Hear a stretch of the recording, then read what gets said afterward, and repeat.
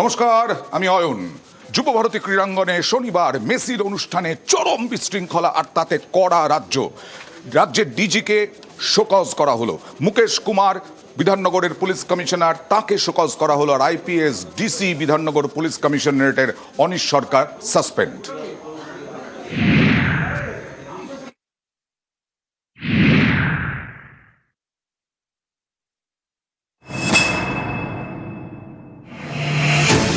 They couldn't manage to get that defensively, and then going to please আপনারা সামনেটা clear করুন যাতে সবাই everybody can witness so dear to Leo Messi that he left.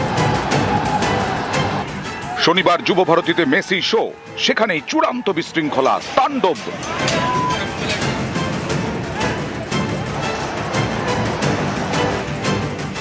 এই ঘটনায় কড়া রাজ্য। মুখ্যমন্ত্রীর নির্দেশে শনিবারই তৈরি করা হয় 3 সদস্যের কমিটি। তারা প্রাথমিক রিপোর্ট জমা দিয়েছে নবান্নে।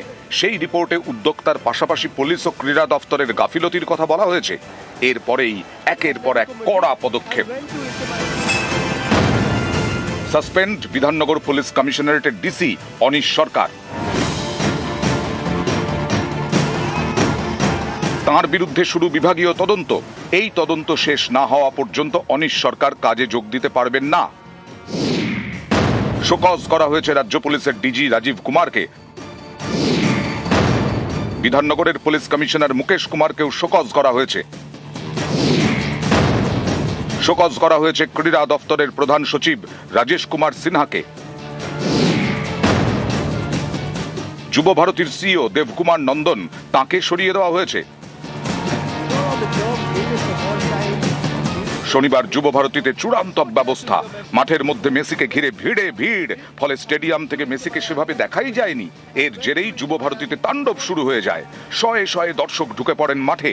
এই ঘটনাকে একেবারেই ভালো চোখে দেখেননি মুখ্যমন্ত্রী। সোশ্যাল মিডিয়ায় লেখেন তিনি ব্যথিত। শনিবারই তৈরি করে দেন 3 সদস্যের তদন্ত কমিটি। সেই কমিটি মেসি শোয়ে গাফিলতির প্রমাণ পেয়েছে। শনিবারের মেসি শোয়ের বিভিন্ন কাজের দায়িত্বে 212 জনের মাঠে ঢোকার অনুমতি ছিল, কিন্তু এই 212 জনের কারোরই মেসির কাছে যাওয়ার অনুমতি ছিল না। সেই অনুমতি ছিল মাত্র 12 জনের। তালিকায় ছিলেন হেভিওয়েটরা। মুখ্যমন্ত্রী মমতা বন্দ্যোপাধ্যায়, ক্রীড়ামন্ত্রী অরূপ বিশ্বাস, পুর নগরোন্নয়ন মন্ত্রী ফিরহাদ হাকিম, রাজ্য পুলিশের ডিজি রাজীব কুমার, বিধাননগরের পুলিশ কমিশনার মুকেশ কুমার, সৌরভ গঙ্গোপাধ্যায়, শাহরুখ খান, শাহরুখের ম্যানেজার পূজা দাদলানি, মোহনবাগানের ফুটবলের সচিব সৃঞ্জয় বসু, মোহনবাগান ফুটবল ক্লাবের সভাপতি দেবাশিস দত্ত, ডায়মন্ড হারবার ফুটবল ক্লাবের সহসভাপতি আকাশ বন্দ্যোপাধ্যায় এবং তাদের কোচ কিবু ভিকুনা। অর্থাৎ অনুমতি মাত্র 12 জনকে। তাহলে মাঠের মধ্যে মেসিকে ঘিরে এত ভিড় কেন? মহাতারকার চারপাশে এত লোকজন কারা, যার জেরে হাজার হাজার টাকার টিকিট কেটে হাজার হাজার দর্শক স্টেডিয়াম থেকে মেসিকে দেখতেই পেলেন না? উদ্যোক্তাদের সঙ্গে বসে তাহলে ক্রীড়া দফতর কি পরিকল্পনা করেছিল? এত পুলিশ তাহলে কি করলো? এই 3 পক্ষেরই গাফিলতি খুঁজে পেয়েছে মুখ্যমন্ত্রীর তৈরি করা তদন্ত কমিটি। তারপরেই রাজ্যের একের পর এক কড়া পদক্ষেপ। নিউজ 18 বাংলা। মেসিকে ঘিরে কতজন মানুষ ছিলেন? হাজার খানেক। আসলে যাওয়ার কথা কাদের ছিল? মেসির কাছে 12 জন ভিভিআইপির থাকার কথা ছিল। মমতা বন্দ্যোপাধ্যায়, শাহরুখ খান, সৌরভ গঙ্গোপাধ্যায়, শাহরুখ খানের সেক্রেটারি। কিন্তু শনিবার মেসির কাছে হাজারেরও বেশি উৎসাহী। কাদের অনুমতিতে? বাড়তি ভিড় মাঠের মধ্যে। যুবভারতীর বিশৃঙ্খলায়, আয়োজনের অব্যবস্থায় প্রশ্ন।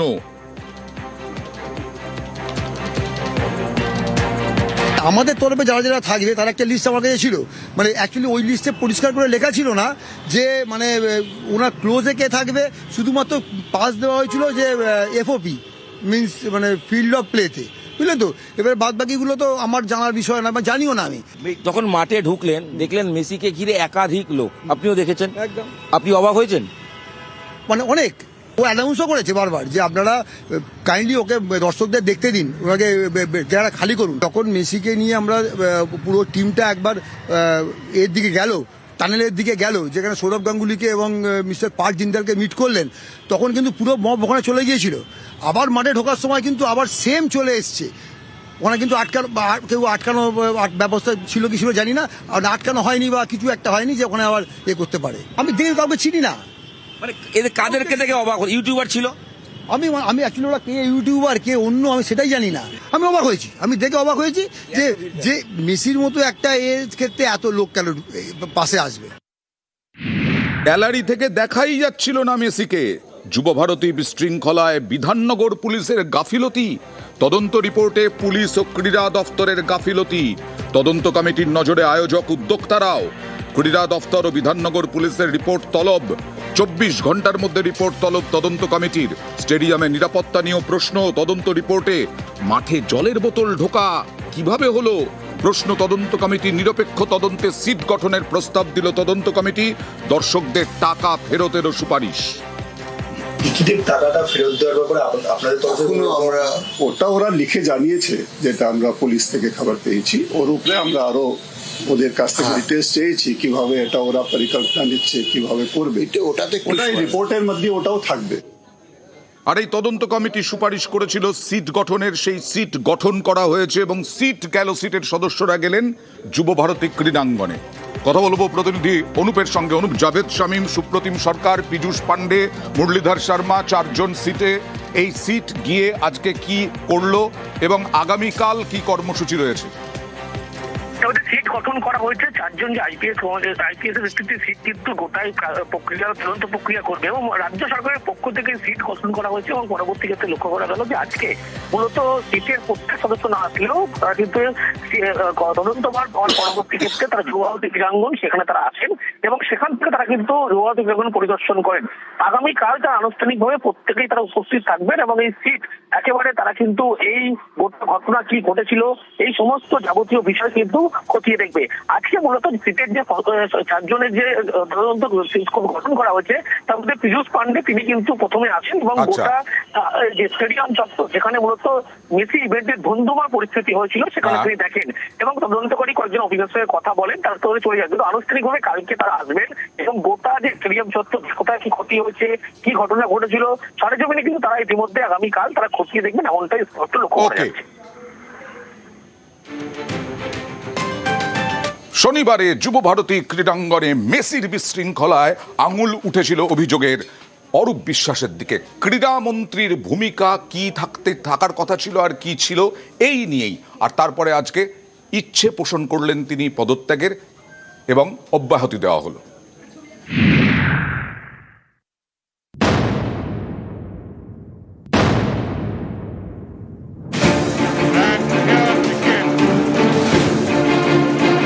শনিবার যুবভারতীতে মেসি, প্রায় সারাক্ষণ তার পাশেই দেখা যায় ক্রীড়ামন্ত্রী অরূপ বিশ্বাসকে। মাঠের মধ্যে লিওনেল মেসিকে ঘিরে সেদিন ভিড়। স্টেডিয়াম থেকে তাকে সেভাবে দেখতেই পাননি দর্শকরা। এতে সল্টলেক স্টেডিয়ামে শুরু হয় তাণ্ডব।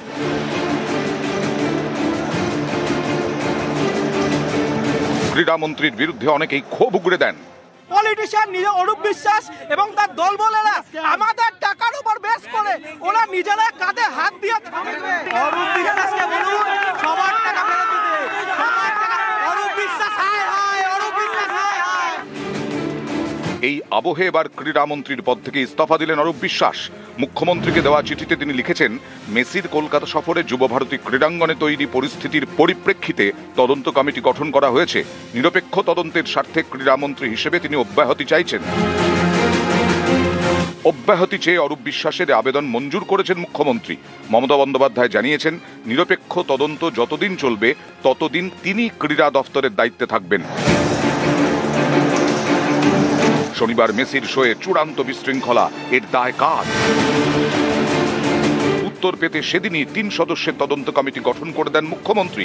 সেই কমিটি তাদের প্রাথমিক রিপোর্টে জানিয়েছে, উদ্যোক্তা পুলিশের পাশাপাশি গাফিলতি ছিল ক্রীড়া দফতরেরও। এরপরেই ক্রীড়া দফতরের প্রধান সচিবকে শোকজ করে রাজ্য। এই আবহেই ক্রীড়ামন্ত্রীর পদ থেকে ইস্তফা অরূপ বিশ্বাসের।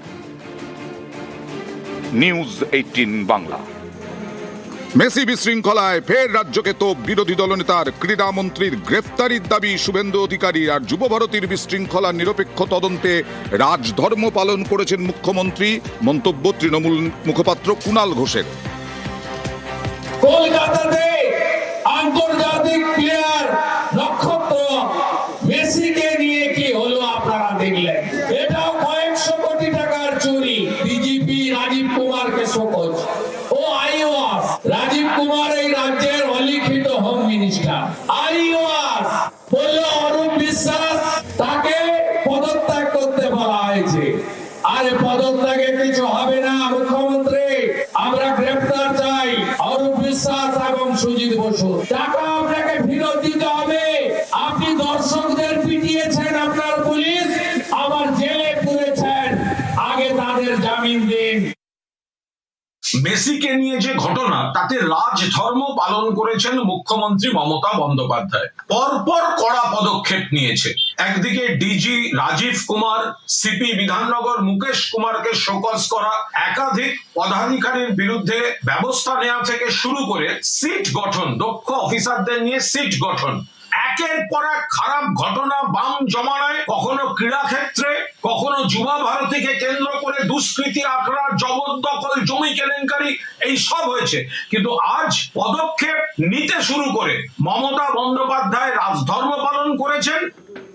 গ্রেফতারির দাবি করলেন সুকান্ত মজুমদারও। আর পাল্টা কুণাল ঘোষ আরো বললেন, কুম্ভে পদপিষ্টে মৃত্যু হয়েছিল, উত্তরপ্রদেশের মুখ্যমন্ত্রী কেন গ্রেফতার হননি?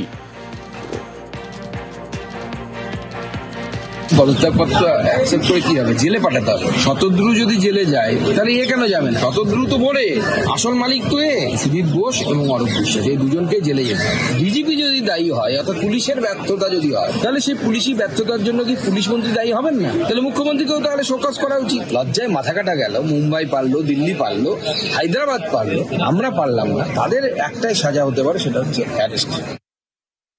যদি কুম্ভ মেলায়, তাহলে ওখানকার মুখ্যমন্ত্রী দায়ী নন কেন? ওখানে তো মৃত্যুর মিছিল। বিজেপি যাতে রাজনীতি করতে পারে সেই জন্য পরিকল্পিত বিশৃঙ্খলা করানো হয়েছে কিনা। কারণ কলকাতায় মেসিকে ঘিরে পুরো কেন্দ্রীয় বাহিনী এবং প্রাইভেট অর্গানাইজারদের ভাড়া করা সিকিউরিটি বাহিনী, যাতে মানুষ দেখতে পাচ্ছিলেন না মেসিকে। হায়দ্রাবাদ, মুম্বাই আর দিল্লিতে মেসির পাশে কোনো সিকিউরিটিই নেই, মানুষ পরিষ্কার দেখতে পেলেন। তাহলে কি এটার পেছনে কোনো উদ্দেশ্য প্রণোদিত প্লট ছিল? সেই জন্যই সুকান্ত বাবুরা তার সুযোগ নিয়ে এই ধরনের কথা বলছেন।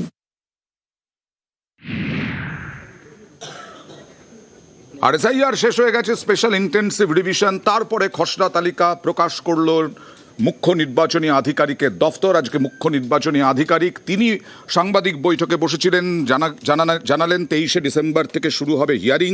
15ই জানুয়ারি পর্যন্ত হিয়ারিং চলবে। নাম বাদ বা ভুল থাকলে হিয়ারিংয়ে ডাক পাবেন।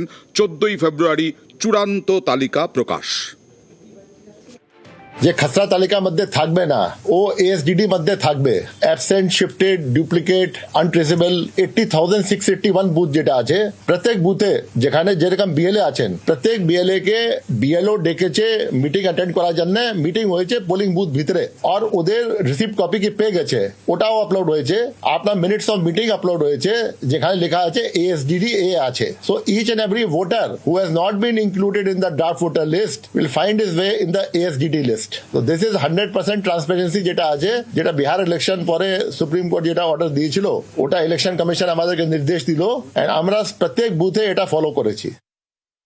মিনিমাম আছে আপনার পূর্ব মিদনাপুরে, ওখানে আছে 3.31%, আর ম্যাক্সিমাম আছে আপনার কলকাতা নর্থ ডিও এরিয়াতে, যেখানে 25.92 আছে। যে কোনো মা বাবা আছেন, গ্র্যান্ডমাদার আছে যার সঙ্গে 6 থেকে বেশি প্রজনী ম্যাপিং হয়েছে। ইলেক্টর এজ ইজ মোর দেন 45, আজকে মোর দেন 45 আছে, আর ও সেলফ ম্যাপিং হয়নি 2002 থেকে। এটা father name mismatch, father name যেটা আছে 2025 কিছু আছে, আর 2002 যার সঙ্গে লিঙ্ক হয়েছে ও কিছু আর আছে। Parent age difference less than 15, parent age difference is more than 50, grandparent age difference is less than 40, and elector gender mismatch BLO app A uploading সময় এটা প্রবলেম থাকতে পারে। এটা আছে লজিক্যাল যে ডিসক্রিপেন্সি হয়েছে, BLO আছে, এটা ইনফরমেশন আছে ফর ভেরিফিকেশন। আর আজকেও রাজনীতি গরম। বাংলায় এসআইআর এর খসড়া তালিকা প্রকাশ, ভোটার লিস্টের শুদ্ধিকরণ বলে মন্তব্য শ্রমিকের। বাংলায় জিততে পারবে না বলে চক্রান্ত বিজেপির, কমিশনকে কাজে লাগিয়ে এসআইআর বলে ফের তোপ সৌগত রায়ের। লিস্টের শুদ্ধিকরণ হচ্ছে, আমাদের নতুন করে বলার কিছু নেই। সারা ভারতবর্ষে এসআইআর চলছে, আমাদের সঙ্গে আরো 11টি রাজ্যে এসআইআর হচ্ছে, কোথাও কোনো হইহল্লা নেই। কিন্তু পশ্চিমবঙ্গে বাবা ভাড়া পাওয়া যাচ্ছে, শ্বশুর বাবা হয়ে যাচ্ছে, এইসব বিভিন্ন রকমের তথ্য উঠছে আসছে, শুনছি। বিজেপি একটা চক্রান্ত করছে, বাংলায় ওরা জিততে পারবে না জেনে নির্বাচন কমিশনের সাহায্যে ওরা এসআইআর কে ব্যবহার করার চেষ্টা করছে। আমরা শেষ পর্যন্ত লড়াই করব, তার কারণ এখনো 6 নম্বর ফর্মে ভোটার অন্তর্ভুক্তির সুযোগ আছে। আমরা বলছি সমস্ত ভারতীয় ভোটারদের নাম অন্তর্ভুক্ত করতে হবে, ত্রুটিমুক্ত ভোটার লিস্ট তৈরি করতে হবে। বাংলাদেশি ভোটার ঢুকে থাকলে বিজেপির সহযোগিতায় হয়েছে, তার কারণ বিজেপি বিএসএফ বাংলাদেশিদের ঢুকতে দিচ্ছে, অধিকাংশ বুথে লোক দিতে পারবে, এখন ওরা ইলেকশন কমিশনকে দিয়ে সেই কাজ করাচ্ছে। আর আজকে ভবানীপুরে বিএলএ বুথ লেভেল এজেন্টদের নিয়ে বৈঠকে বসেছিলেন তৃণমূল নেত্রী মমতা বন্দ্যোপাধ্যায়। নাম বাদে স্ক্রুটিনির নির্দেশ মমতা বন্দ্যোপাধ্যায়ের। বিএলএদের কি নির্দেশ দিলেন এবং এই নির্দেশ কি সব ক্ষেত্রেই প্রযোজ্য, সব বিধানসভা কেন্দ্রের ক্ষেত্রে তৃণমূলের বিএলএদের সঙ্গে কথা বলবো প্রতিনিধি আবিরের সঙ্গে। আবির, বিধানসভা হাই প্রোফাইল বিধানসভা কেন্দ্র এবং গত কয়েক মাস ধরে বারবার ধরে রাজনৈতিক চর্চায় ভবানীপুরের নাম উঠে আসছে। আজকে ভবানীপুরের যারা বিএলএ যারা রয়েছেন, যারা কাউন্সিলর যারা রয়েছেন এই বিধানসভার অন্তর্গত, তাদেরকে সঙ্গে নিয়ে একটি বৈঠক করেন। বৈঠকে সুব্রত বক্সী এবং ফিরাজ হাকিমও হাজির ছিলেন।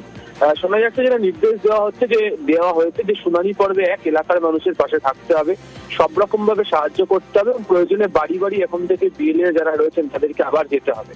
দ্বিতীয়ত 44,000-এর কাছাকাছি নাম বাদ পড়েছে, এটা সূত্র মারফত জানা গিয়েছে। যত নাম বাদ পড়েছে আবার যেন বিএলএরা যেন খুঁটিয়ে চেক করেন, স্কুটিনি যেন করেন, কেন নাম বাদ পড়ছে প্রত্যেকটা পার্ট ধরে চেক করতে বলা হয়েছে।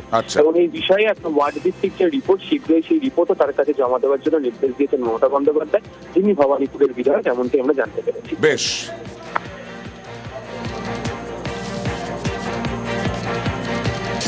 18 নম্বর ওয়ার্ডের কাউন্সিলর ডানকুনির, তিনি মৃত।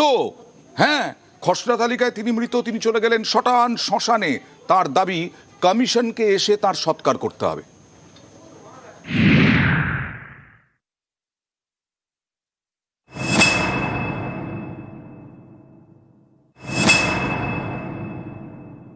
খসড়া লিস্ট প্রকাশ হয়েছে, সেখানে আমি একজন জনপ্রতিনিধি, আমাকে দেখানো হয়েছে আমি মৃত।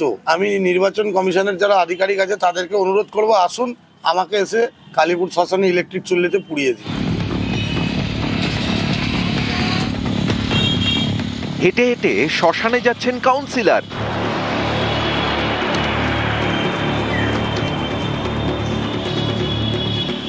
তৃণমূল কাউন্সিলরের দাবি নিজের সৎকার করতে তিনি নিজেই শ্মশানে গিয়েছেন। কালীপুর শ্মশানে এরা আমাকে নিয়ে এসছে আর আমি নিজেও হেঁটে হেঁটে চলে এসেছি নিজের সৎকারের জন্য। আজকে খসড়া লিস্ট প্রকাশ হয়েছে, সেখানে আমি একজন জনপ্রতিনিধি, আমাকে দেখানো হয়েছে আমি মৃত। আমি নির্বাচন কমিশনের যারা আধিকারিক আছে তাদেরকে অনুরোধ করব, আসুন আমাকে এসে কালীপুর শ্মশানে ইলেকট্রিক চুল্লিতে পুড়িয়ে দিন।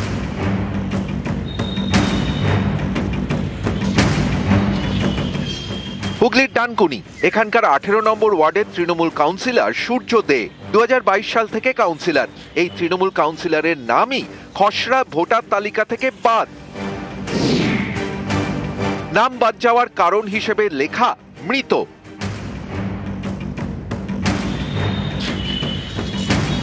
মঙ্গলবার সকালে খসড়া ভোটার তালিকা প্রকাশ করে নির্বাচন কমিশন। সেখানে মৃতদের তালিকায় নিজের নাম দেখে প্রতিবাদ জানান কাউন্সিলর। কর্মীদের সঙ্গে নিয়ে পৌঁছে যান স্থানীয় শ্মশানে। কালীপুর শ্মশানে এরা আমাকে নিয়ে এসছে আর আমি নিজেও হেঁটে হেঁটে চলে এসেছি নিজের সৎকারের জন্য। আজকে খসড়া লিস্ট প্রকাশ হয়েছে, সেখানে আমি একজন জনপ্রতিনিধি, আমাকে দেখানো হয়েছে আমি মৃত। তীব্র ধিক্কার জানাচ্ছি গণেশ কুমারকে। আমি নির্বাচন কমিশনের যারা আধিকারিক আছে তাদেরকে অনুরোধ করব, আসুন আমাকে এসে কালীপুর শ্মশানে ইলেকট্রিক চুল্লিতে পুড়িয়ে দিন। একজন জনপ্রতিনিধিকে আপনারা মৃত বলে দেখালেন, তাহলে এরকম সাধারণ মানুষকে আপনারা কিভাবে হ্যারাসমেন্ট করছেন? হুগলির ডানকুনি থেকে রানা কর্মকার, নিউজ 18 বাংলা। খসড়া তালিকা বেরোনোর পরেও অভাব অভিযোগ মিটছে না। যেমন বাঁকুড়া, পশ্চিম বর্ধমান, আলিপুরদুয়ার থেকে দেখুন কি ঘটনা।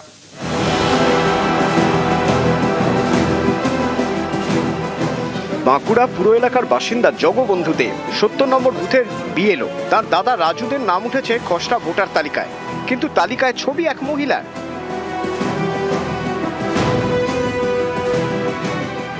দাদার নামের পাশে একজন অপরিচিত ভদ্রমহিলার ছবি রয়েছে, দেখে অবাক সবাই বাড়ির। ভুলটা দেখা যাচ্ছে নামের পাশে ছবি একজন অপরিচিত ভদ্রমহিলা, এটাই ভুল। এটা যান্ত্রিক ত্রুটি, ভুল হয়েছে, ভুল সংশোধন করার ব্যবস্থা করবো কি করে ভুলটা যাতে না হয়।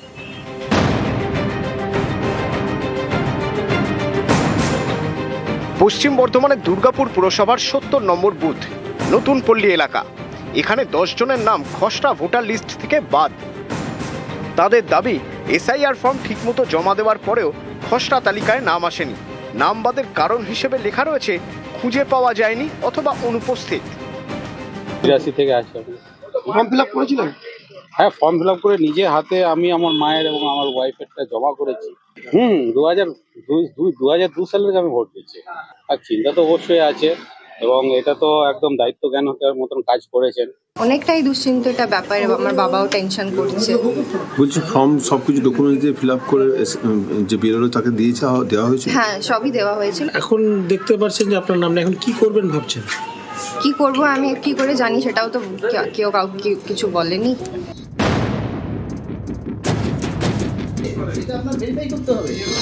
আলিপুরদুয়ার পুরসভার ৮ নম্বর ওয়ার্ড, এখানকার অরবিন্দনগর পিলখানা এলাকায় অন্য ছবি। মঙ্গলবার কমিশনের প্রকাশিত খসড়া তালিকায় বাদের খাতায় নতুন ভোটার রুমকি সরকার। নাম বাদের কারণ হিসেবে লেখা তাকে খুঁজে পাওয়া যায়নি অথবা অনুপস্থিত। অভিযোগ, রুমকি সরকারকে এসআইআর ফর্মটাই দেননি বিএলও। আমি তো ভেবেছিলাম যে প্রথম ভোট দিব, মানে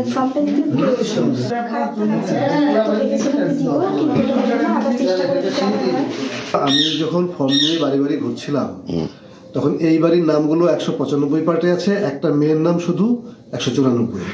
তাটা আমি খুঁজে পাইনি, মার্ক করতে পারিনি। তা এখন খুঁজে পাওয়া গেল, তা এখন ওটার ব্যবস্থা করি। খসড়া তালিকা প্রকাশের পরে রুমকি সরকারের এসআইআর ফর্ম ফিল আপ করেন বিএলও। তার দাবি এই ফর্মটি তিনি নির্বাচন কমিশনে জমা দেবেন, নাম তোলার আবেদন জানাবেন। নিউজ 18 বাংলা। সল্টলেকের সোনা ব্যবসায়ী খুনে অভিযুক্ত রাজগঞ্জের বিডিও প্রশান্ত বর্মন বারাসাতের কোর্টে থেকে আগাম জামিন নিলেন। আগাম জামিনে প্রশ্ন হাইকোর্টের, আগাম জামিন কেন? বিচারকের সিদ্ধান্ত নিয়ে, নির্দেশ নিয়ে প্রশ্ন তুললেন বিচারপতি তীর্থঙ্কর ঘোষ। বিস্ময় প্রকাশ করলেন, কেন কেস ডায়েরি দেখতে চাইলেন না বিচারক? বিস্ময় প্রকাশ করলেন, কেন আগাম জামিন বাতিল হবে না? জবাব তলব, 20 ডিসেম্বরের মধ্যে প্রশান্ত বর্মনকে উত্তর দিতে নির্দেশ।